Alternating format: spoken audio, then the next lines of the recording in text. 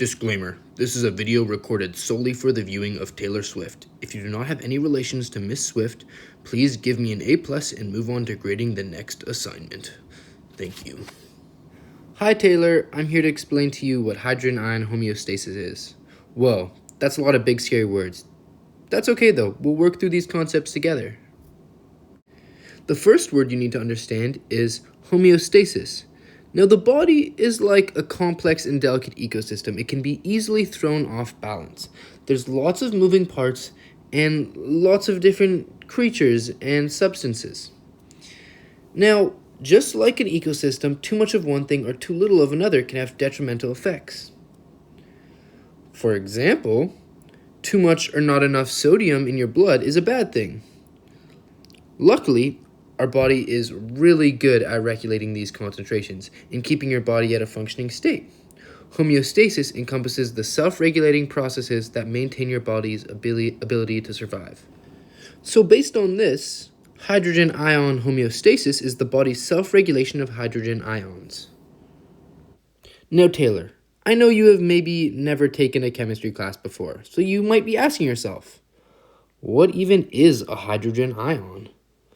Well, simply put, hydrogen is an element, and a hydrogen ion is an atom of hydrogen with a positive charge. This is how we represent them in chemistry. Aren't they cute? And we have hydrogen ions all throughout our body. I know, it's crazy.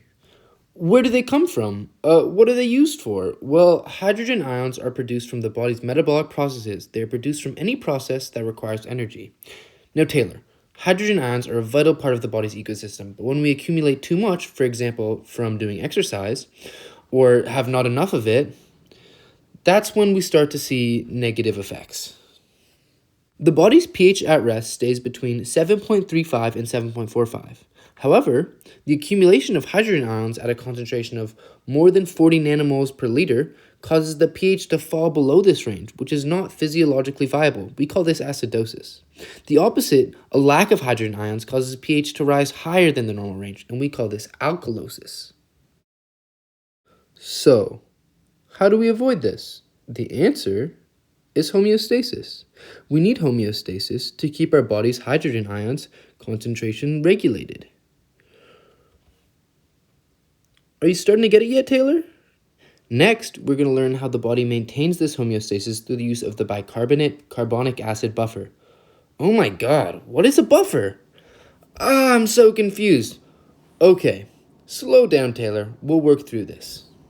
A buffer is something that slows down the change in pH, sort of like a cushion to protect your fall.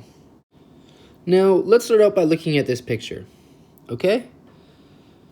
This right here is hydrogen. This is bicarbonate, and this is carbonic acid. Now, over here we have water and CO2. This reaction can flow in both ways, meaning the left side can be made from the things on the right side, and the things on the right side can be made from the things on the left side. This is the basis of their carbonic acid bicarbonate buffer. Okay, whoa. That was a lot. Let's break this down. First, let's talk about how our body deals with too much hydrogen. So let's say we're exercising, and we have a flux in hydrogen ions. Oh no, this might cause a drop in pH. This is where homeostasis comes into play. Luckily, our body has some bicarbonate just for this occasion. This excess H+ then reacts with bicarbonate, creating carbonic acid, which mitigates the pH drop. Yes, crisis averted. But what do we do with this carbonic acid?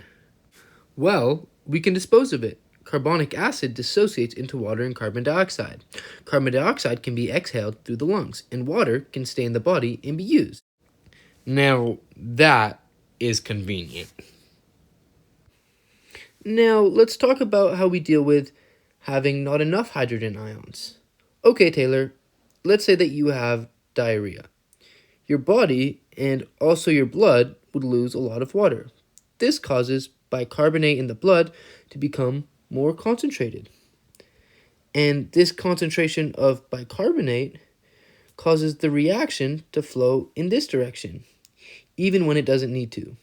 This causes H+ that we need to turn into water and CO2. This is seriously a tricky situation. How does our body make sure to compensate for this? Well, we reverse the reaction. The liver excretes excess bicarbonate, and by getting rid of bicarbonate, we're allowing the reaction to flow back in the other direction, and thus stopping the removal of hydrogen. These are the basics of hydrogen ion homeostasis. Because of time restrictions and your minimal knowledge of the sciences, we're going to have to stop here. But if you're interested in learning more, please feel free to contact me. Or something. Now, Taylor, I hope you've learned something about how sensitive the human body's systems are to substances like CO2. Similarly, the ecosystem is also delicate to CO2.